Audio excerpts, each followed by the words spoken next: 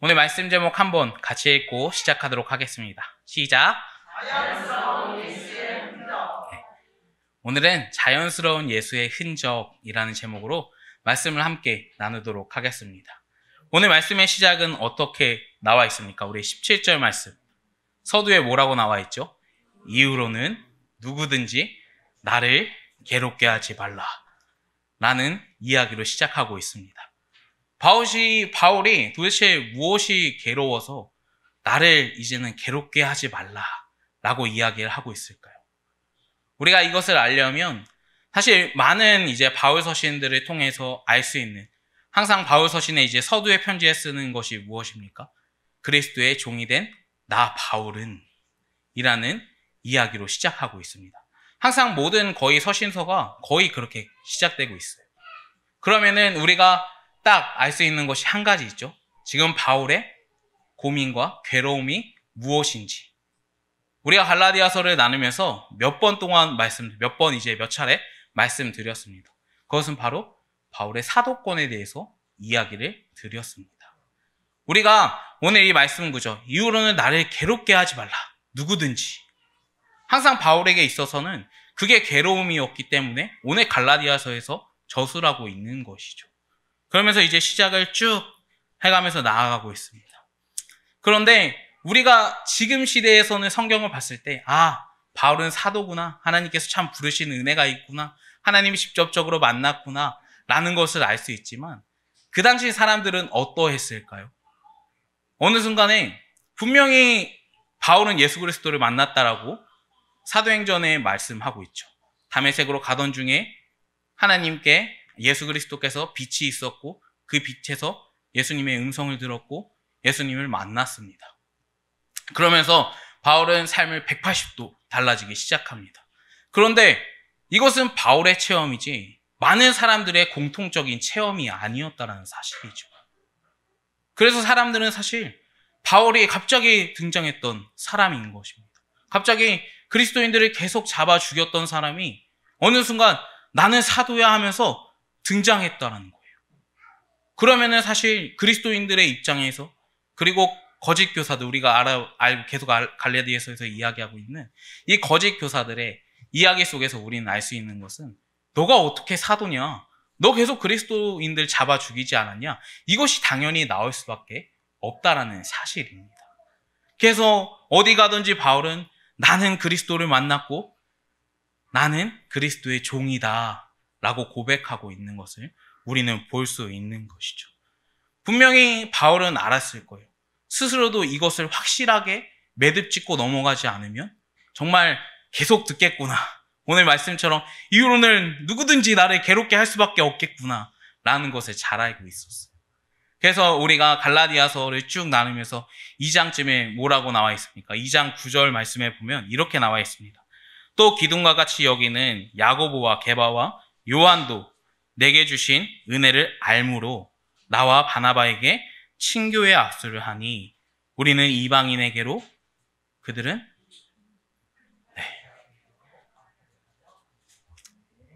할례자에게 가게 했다 라고 이야기합니다. 이것을 딱 봤을 때에 여러분들은 어떠한 생각이 드십니까? 저는 이것을 봤을 때에 이 또한 하나님의 은혜구나 라는 것을 좀 많이 느낍니다.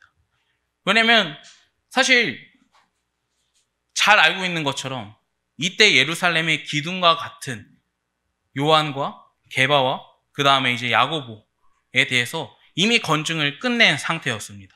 이것에서 친교의 악수를 청했다라고 하는 것은 우리가 잘 알고 있는 것처럼 너의 신앙이 옳아. 너가 예수 그리스도를 확실히 만났구나. 너가 주님을 말씀을 확실히 들었구나 라는 것을 오늘 성경 속에서 기록하고 있다는 사실이죠. 그것을 모두 다 들었고 그것을 모두 다 인정받았기 때문에 오늘 예수 그리스도를 따랐던 참 제자, 참 사도들에게 너는 이제 이방인들에게 가서 말씀을 전해도 된다 라고 이야기하고 있는 것이죠. 그래서 우리가 잘 알고 있는 바울은 어떻게 성경에서 이야기합니까? 이방인의 사도로 부름받았다 라고 말씀해주고 있는 것이죠. 이 장엄한 스토리가 사실 우리에게 있어서는 그냥 눈에 확 들어오지만 사실 이때 사람들에게는 전혀 눈에 들어올 수가 없어요. 너무 뜬금없이 등장했던 바울의, 그리고 바울의 행적들을 찾아갔을 때에는 사실 그리스도인들을 계속 죽이고, 그리고 다메섹으로 가던 중에서도 뭐 했습니까? 남녀노소 막론하고 계속해서 옥에 가뒀던 그 현장에 있었던 것이 바울의 삶이었습니다. 그런데 갑자기 뜬금없이 등장했을 때는, 몇 년 뒤에 등장했을 때는 나는 이제 그리스도의 사도야 하면서 등장했다는 것이죠. 그래서 이 갈라디아 교회는 오늘 1차 전도 여행 때 개척했던 교회인데, 그곳에서도 거짓 그리스도인들이 들어와서 바울에게 했던 말, 그들에게 했던 말이 무엇이냐면, 바울이 어떻게 사도냐, 계속해서 사람들을 죽이고 계속해서 사람들이 핍박했던 사람인데 바울이 어떻게 사도야? 너네 바울에게 배운 거 있잖아? 그거 잘못된 걸 수도 있어. 그거 참된 복음이 아닐 수도 있어. 라고 이야기하면서 복음을 흔들기 시작했습니다. 그런데 여기에서 갈라디아 교회가 정말 바로 서 있으면 괜찮은데 그것을 어떻게 합니까? 흔든다고? 또 흔들리죠. 아주 자연스럽게 흔든다고 해서 흔들립니다. 거의 뭐 기둥 뽑히듯이 흔들리는 상태까지 여깁니다. 그래서 갈라디아 교인들은 처음에는 정말 바울이 이야기했던 오직 구원은 그리스도의 은혜, 그리스도를 믿는 믿음으로만 받을 수 있다 라고 이야기했습니다. 그렇지만 점점점 거짓 교사들이 들어오고 그거는 복음이 아니야. 너희가 잘못 알고 있어. 너희가 구원을 받으려면 오늘 우리에게 이러한 제도가 있어 하면서 율법을 알려주면서 너희가 할례를 받고 너희가 정결한 음식을 먹고 너희가 그 모든 것을 행하면서 살아가야 돼. 그게 진정한 참 성도야 라고 하면서 게임을 하기 시작했어요. 그 게임에 바로 넘어가죠. 그래서 오늘 이 갈라디아서 4장 말씀에 보면 뭐라고 이야기가 나옵니까? 한 비유가 나옵니다. 그것이 무엇이냐면 하갈과 사라의 이야기가 쭉 진행되고 있다는 사실이죠. 그러면서 하나는 율법에서 났고 하나는 자유인에게서 났다. 즉 이 자유인은 은혜 그리고 또한 하나님을 믿는 믿음이다라고 해석할 수 있죠. 우리에게 너무나 잘 알려져 있는 이 말씀. 처음에는 율법이 주어졌지만 나중에 예수 그리스도께서 오셔서 그 율법을 성취함으로 인해 우리에게 분명히 구원을 주셔서 그 구원을 예수 그리스도를 믿는 것이 바로 구원의 참된 의미야 라는 것을 설명해 줬다는 사실입니다. 너희가 율법을 따라서 행하는 것이 올바른 믿음이 아니다 라고 바울은 이야기하고 있습니다.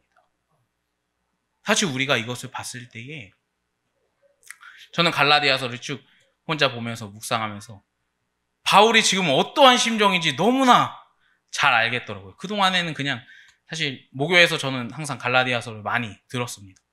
그런데 이 갈라디아서가 마음에 와닿지 않았어요. 근데 오늘 이 갈라디아서를 함께 나누면서 벌써 15번째, 16번째 오늘이 마지막 시간인데 나누면서요. 어떠한 생각이 들었냐면 바울이 얼마나 답답했을까.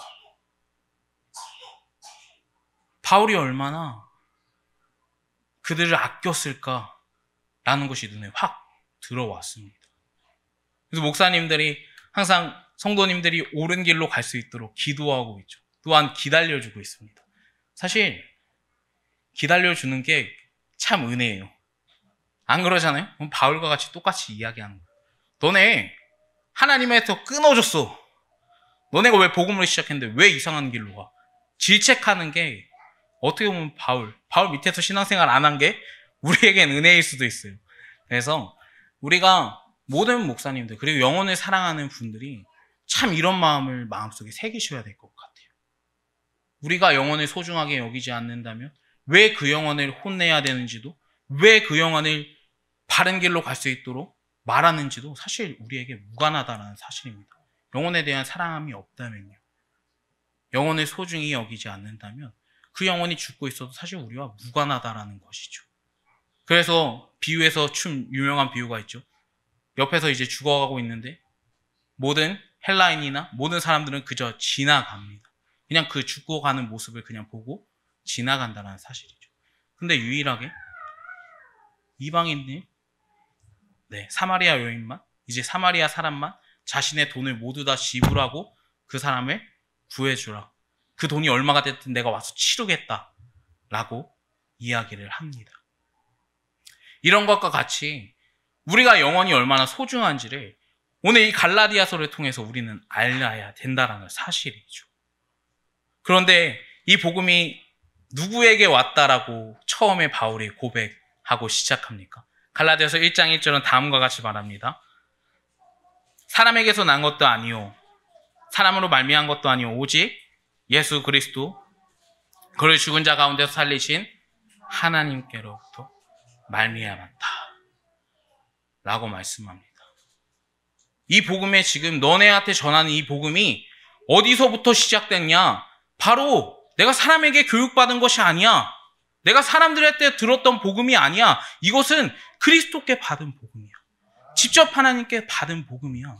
그렇기 때문에 나의 복음을 좀 들어. 사람들에게 외치는 그러한 잘못된 거짓 교사들의 이야기를 듣는 것이 아니라 오늘 확실하게 너희의 영혼을 위해서 헌신하고 있는 사람들의 말을 들어 라고 바울은 자신의 심정을 토로하고 있는 것입니다.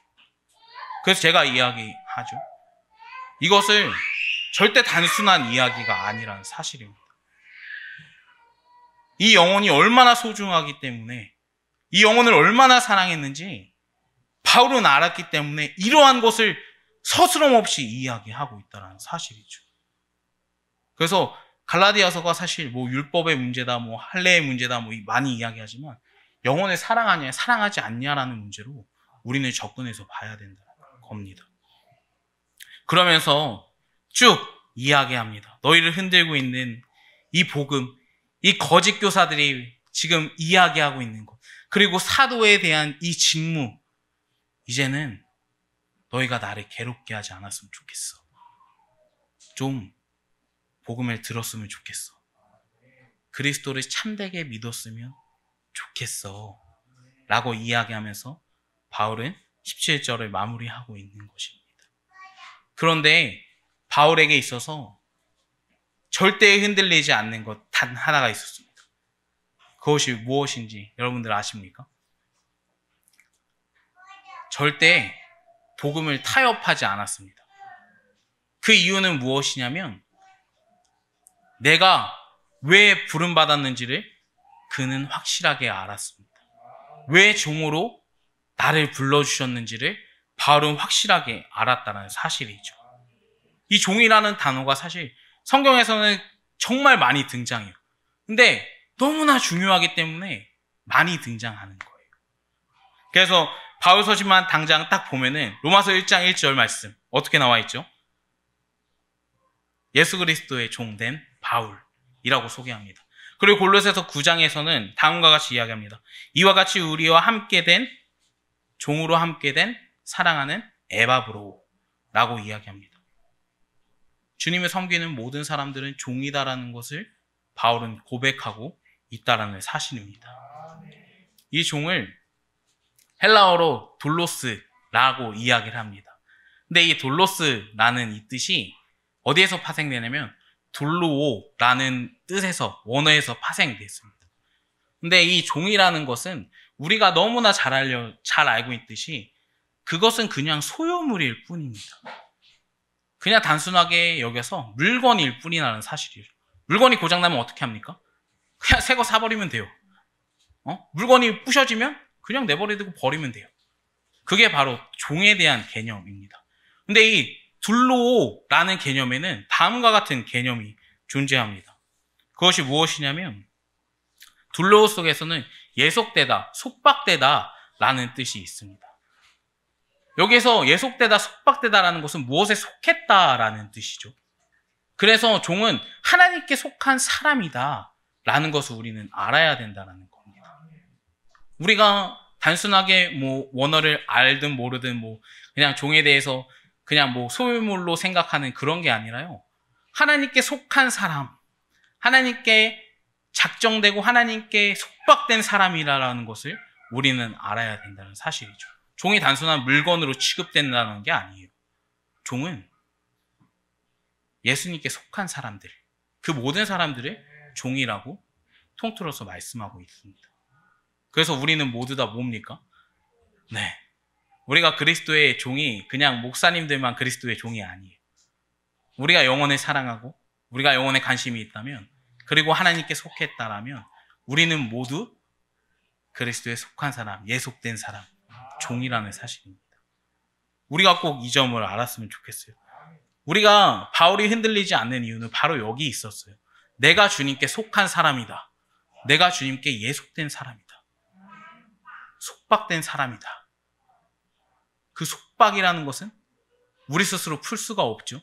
그것은 하나님께서 풀어주시지 않으면 절대 풀 수 없는 것을 바울은 너무나 잘 알고 있었다는 거예요.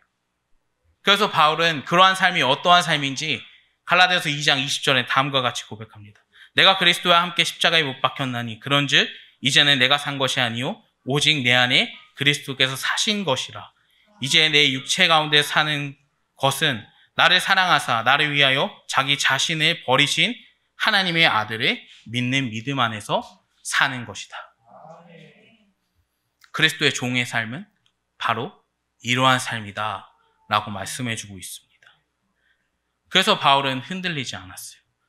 그러면 우리가 지금 시대에 세상에 사는 사람들은 어떨까요? 복음을 참되게 따른 사람들이라면 어떠한 삶을 살아가야 할까요? 너 그리스도를 믿는 걸 뭔가 사람들은 창피하게 여기게 만들어요. 그렇죠? 세상 살면서 한 번쯤 경험했을 거예요. 학생들은 그리스도를 믿는 것 때문에 왕따 당하고 사이에서 결렬되는 상황도 있고, 직장인들은 더하죠.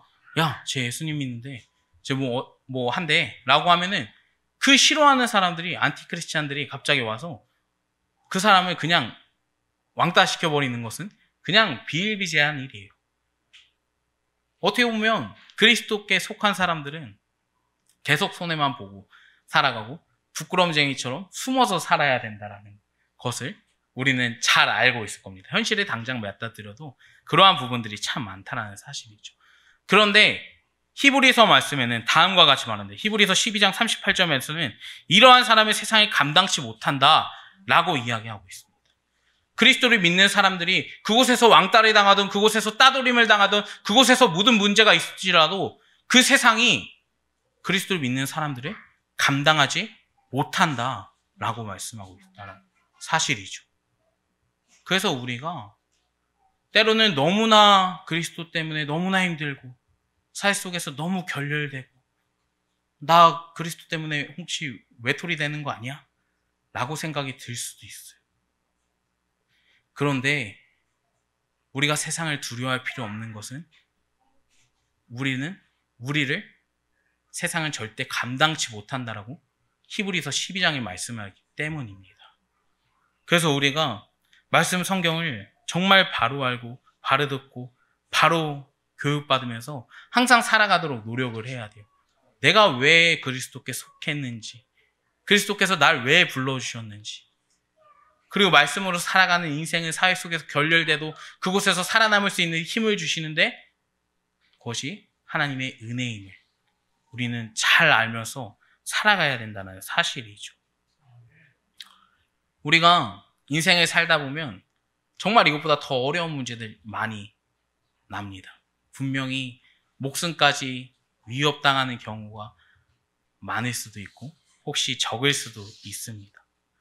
그리스도께 몸을 던졌는데 나의 몸에 예수의 흔적이 남았다라고 했던 이 바울의 말처럼, 바울이 이 고백을 했을 때 어떠한 심정으로 고백을 했을까요? 그냥 단순히 내 몸에 상처가 남았다 이 정도입니까? 어제도 이제 전사님께서 앞에서 설교하시면서 고린도 전서 말씀을 나눠주셨습니다. 고린도전서 15장에 다음과 같이 11장부터 23절부터 27절에는 모든 이제 위험에 대해서 이야기를 합니다. 돌로 맞아 죽을 뻔했고, 그리고 배에 파선을 당해서 죽을 뻔했고, 그리고 누가 나를 찔러 죽이고 옥에 가둔 것도 있고, 그 다음에 정말 굶주려서 죽을 뻔하고 강의 위험도 있었고 어디의 위험도 있었고 무슨 위험도 있었다라고 이야기하면서 쭉 설명하고 있습니다. 그런데 이것이 그리스도의 흔적임을 나는 기억한다 라고 바울은 이야기하고 있다는 겁니다. 단순하게 이 상처와 이 흉터가 그에게는 아픔이 아니라 영광스러운 흉터라는 사실이죠. 그런데 우리가 잘 알고 있는 중세 교회는 어떻습니까? 중세 교회는 일부러 자신의 몸에서 책찍질하면서 그냥 그 용어만 바울도 몸에 흔적이 있었대, 예수의 흔적이 있었대 하면서 그냥 기도하면서 자신의 채찍질하는 그러한 잘못된 기도의 풍속도 나왔어요. 그냥 단순하게 글로 이해해서요. 그런데 오늘 말씀의 제목같이 자연스러운 예수의 흔적, 바울이 자연스러운 예수의 흔적을 몸에 지녔다는 사실이죠. 이것은 나의 잘남이 아니라 오직 내가 나된 것은 주님의 은혜임을 고백하는 바울과 같다는 사실이죠. 만약에 중세교회처럼 그렇게 살아갔다, 중세 카톨릭처럼 그렇게 살아갔다라고 하면요, 자신을 때리면서 하나님 내가 이만큼 했습니다. 나의 의가 되는 거예요. 나의 자랑이 되는 거예요. 그런데 오늘 이 바울과 같이 예수의 흔적이 자연스럽게 내 몸에 남으면 이것은 은혜의 영광과 하나님께서 하셨다라는 것을 고백할 수밖에 없는 흔적이 남는다라는 것이죠. 우리가 이것을 확실하게 분별해야 돼요. 구분해야 돼요. 그래서 교회 안에서 가끔씩 이러한 경우가 있어요. 나는 이거 하는데 왜 저 사람은 안 합니까? 나는 이만큼 하는데 왜 저 사람은 안 해요? 그럼 저 사람 이상한 거 아니에요? 라고 이야기할 성도님들도 가끔씩 계세요. 그런데 성경은 나의 일을 드러나라고 이야기한 적이 없어요. 오직 주님께서 하셨다는 것을 고백하라고 성경은 이야기합니다. 우리가 이 점을 확실하게 알아야 돼요. 우리가 왜 섬깁니까? 왜 헌신합니까? 왜 교회 나와서 기도하고 왜 교회 나와서 주님의 말씀을 듣고 왜 그렇게 순종하며 살아갑니까? 우리가 주님을 만났고 주님께 예속된 사람이기 때문입니다. 주님께 속한 사람들이기 때문이죠. 그래서 나의 의는 없습니다. 우리가 이것을 확실하게 알아야 돼요. 자신의 몸에 채찍질했던 그러한 사람과 같이 되는 것이 아니라 바울과 같이 자연스럽게 그리스도를 믿으면 오직 이것이 하나님의 은혜예요. 오직 이것이 주님의 감사하게 여기는 부분입니다. 라고 말씀할 수밖에 없어요. 그래서 고린도전서 15장 10절 말씀에 다음과 같이 말하죠. 그러나 내가 나된 것은 하나님의 은혜로 된 것이니 내가 주신 그 은혜가 헛되지 아니하여 내가 모든 사도보다 더 많이 수고하였으나 내가 한 것이 아니요 오직 나와 함께 하시는 하나님의 은혜로다. 바울은 고백하고 있는 것입니다. 하나님의 은혜예요. 모든 사도보다 수고할 수 있음도 감사하고 모든 사도보다 바쁨도 감사하고 이 모든 것을 허락해 주신 것이 하나님의 은혜예요.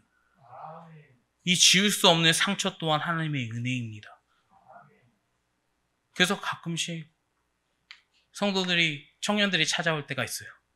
내가 그리스도의 일을 했는데 마음이 너무 상할 때가 너무 많아요. 전사님 하면서 저번에 있던 교회에서 이제 찾아왔습니다. 근데 오늘 이 말씀을 이야기하면서요. 그게 당연한 거야. 상처받는 거, 마음의 어려움들, 그것이 예수님의 흔적이야. 라고 이야기할 수밖에 없습니다. 왜냐하면 성경에서 그대로 말씀하기 때문이죠. 이것이 그저 육체의 상처만을 이야기하는 것이 아니에요. 그로 인해 마음의 상처들도 바울은 수도 없이 당했다라고 성경 곳곳에서 말씀합니다. 우리가 그래서 확실하게 알아야 되는 것은 우리가 주님을 섬길 때에 우리에게 분명히 찾아올 수밖에 없는 일이에요. 예수님의 흔적을 새기는 삶이라면. 이 자연스럽게 예수님의 흔적이 내 삶 속에서 남는다면 내 가슴 속에 남고 혹은 내 육체 속에 그것이 새겨질 수도 있어요. 우리가 확실하게 알아야 되는 것은 그 모든 것이 하나님의 은혜라는 사실입니다. 그래서 오늘 18절 말씀은 뭐라고 마무리하고 끝냅니까? 형제들아, 은혜가 너희의 심령에 있을지어다. 갈라디아서뿐만 아니라 모든 서신서에서 이야기하는 부분이 축복하면서 끝내요. 바울은. 그런데 제가 단순하게 생각했을 때 왜 굳이 축복하면서 끝낼까? 사실 별로 관심 없고 그냥 넘어갈 수도 있는 문제인데 오늘 이 17, 18절을 혼자 묵상하면서 어떤 생각이 들었냐면 17절을 보면 어떻습니까? 더 이상 나를 괴롭게 하지 마라. 좀 나를 괴롭게 좀 하지 마. 라고 이야기하면서 뜬금없이 18절에는 너의 은혜와 평강이 너희에게 차고도 넘치길 바래. 너무 상반된 그림 아닙니까? 그런데 우리가 여기에서 확실하게 알아야 되는 것은 17절과 18절 말씀엔 당연한 연결될 수밖에 없는 부분이라는 사실이죠. 우리가 자녀들을 키웠을 때 어떠한 일이 있습니까? 때로는 혼내는 경우가 있죠. 근데 자녀가 미워서 혼냅니까? 그렇지 않죠. 저도 처음에 아버지가 저를 미워해서 때리는 줄 알았어요. 그런데 어머니가 저를 너무 싫어해서 때리는 줄 알았는데 그게 아니더라고요. 너가 안전한 길로 가길 소망한다라는 마음으로 훈육하셨던 것 같아요. 이제 제가 자녀를 이제 키우면서요. 저는 사실 이렇게 생겼어도 주원이를 때린 적이 없어요. 네. 제가 울그락불그락하게 생겼다고 해서 뭐 폭력을 휘두르거나 이런 스타일은 아니에요. 네. 그러면서 항상 주원이가 혼내거나 훈육하거나 하면 그냥 울도록 놔둬요. 뭐 10분이 됐던, 뭐 30분이 됐던, 1시간이 됐던 그냥 놔둬요. 그러니까 옆에서 그냥 지켜보고 있어요. 그러면 이제 다 울고 나서 와요. 뭐 잘못했어요? 하면 그냥 자기가 알아서 뭐 잘못했다라고 이야기를 해요. 그러면서 사실 부모 입장에서 그것을 봤을 때 기분이 어떻습니까? 솔직한 말로 제 마음이 찢어져요. 혼내는 거요? 얼마든지 혼낼 수 있어요. 몽둥이 부러지게 때릴 수도 있고. 근데 그 모습을 보면서요. 마음이 찢어집니다. 그러면서요. 주원이가 잠들 때에 항상 제 혼자만의 사과죠. 하면서 뭐 볼에 뽀뽀하던지 아니면 손을 잡아주던지 그 옆에서 눈물을 훔칠 때가 한두 번이 아니었습니다. 오늘 바울도 그런 마음인 것 같아요. 혼낼 수밖에 없어요. 그렇죠? 왜냐면 우리가 훈육하는 것은 그 자녀가 올바른 길로 가기 위해서 훈육하는 것입니다.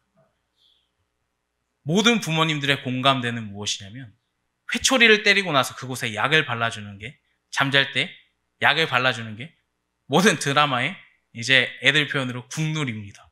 네. 무조건 해당되는 이제 그림이에요. 엉덩이에 약을 마지막에 저녁에 발라주는 것. 그렇게 거의 끝나죠. 그런 것처럼 부모의 마음은 그렇다라는 것입니다. 훈육하는 이유는 아이가 싫어서 훈육하는 게 없어요. 오늘 바울도 똑같아요. 나를 괴롭게 하지만 나를 힘들게 하는 수많은 문제들이 있지만 그렇지만 너희를 축복한다. 그렇지만 너희가 너무 나의 자녀와 같이 너무 소중한 존재이기 때문에 그래서 너희를 축복해. 그래서 너희를 사랑해. 라고 18절에 마무리하고 있습니다. 사실 이거는 서신서의 대부분의 경우가 그렇게 끝나요. 축복한다. 사랑한다. 은혜의 평강이 너희와 함께하기를 소망한다. 하면서 끝내요. 근데 서신서를 쭉 다들 읽어보시면 알겠지만 사실 제대로 된 교회는 없어요. 잘 알고 계시죠? 제대로 된 교회가 없어요. 칭찬받는 교회는 몇 없어요. 그런데 바울은 훈육하고 축복하는 이유는 그들이 다시 신앙 안에서 발돋움에서 스스로 걸어갈 수 있도록 마지막에 동기부여까지 함께 해주고 있다는 사실입니다. 훈육하는 것이 다음 날에도 훈육하고 그 다음 날에도 훈육하고 그 다른 날에도 훈육하면 애가 어떻게 해요? 집 나가죠? 똑같은 거예요. 똑같은 거예요. 바울도 훈육하고 계속 훈육할 수 있어요. 그거 얼마나 지식이 있었습니까? 그리고 자기 성에 차지 않았을 거예요. 분명히. 이거는 아마 목사님들도 성도들을 봤을 때 그러한 입장이고 성도들끼리도 성도들을 봤을 때 똑같은 입장일 것 같아요. 분명히 성에 차지 않았을 거예요. 그런데 훈육하고 훈육하면 애가 떠나는 걸 알기 때문에 그랬는지 모르겠지만 바울도 훈육을 계속한 것이 아니라 마지막에 축복한다는 사실입니다. 그래서 이 단순히 이것을 그냥 축복하고 끝낸다라고 그냥 생각하시면 안 돼요. 분명히 이유가 있고 그것에 쓰여진 하나님의 계획하심이 분명히 있을 겁니다. 이것이 영혼 사랑하는 마음일 거예요. 이것이 참되게 예수 그리스도의 흔적을 새긴 삶일 거예요. 그 영혼을 누구보다 소중하게 아꼈던 사람의 마지막 고백일 것입니다. 그렇게 하면서 갈라디아서가 마칩니다. 우리가 단순하게 갈라디아서가 이렇게 마칩니다 라고 끝낼 수는 있지만 이 모든 것이 교회 안에서 나올 수밖에 없는 일들이에요. 교회 안에서 자연스럽게 나올 수밖에 없는 일이죠. 제가 골로새서를 그때 한번 기도회 때 말씀하면서 잠깐 이야기 드렸던 게 있죠. 그곳에선 율법의 행위와 그 다음에 잘못된 마귀들의 게임일 수도 있죠. 잘못된 은사들에 대한 발현이 이야기했습니다. 영적 혼탁함이 들어왔다라고 이야기 드렸습니다. 그런 것과 같이 지금 현재에도 너무나 많이 들어와 있어요. 우리가 잘 알고 있는 것처럼 국회의원이 갑자기 큰 교회 가서 나 이 교회 누구예요? 이렇게 하면은 갑자기 그냥 그때만 되면 오잖아요. 네, 그렇죠? 우리 잘 알고 있어요. 네, 그때만 되면 오죠. 똑같아요. 세상에 잘못된 것들이 너무나 들어오고 있어요. 교회라는 곳은 그냥 이 갈라디아 교회만 그런 것이 아니라 골로새 교회만 그런 것이 아니라 고린도 교회만 그런 것이 아니라 지금 우리 현 시대에 살아가고 있는 교회들에게 모두 다 동일하게 있을 상황이라는 거예요. 근데 그 상황에서요, 너희가 복음이 무엇인지 확실하게 알길 원한다라는 것을 바울은 이야기하고 있습니다. 우리가 이 점에 초점을 맞추고 우리가 이 점에 항상 귀를 기울이시는 저와 여러분들에게 주님의 이름으로 소망합니다.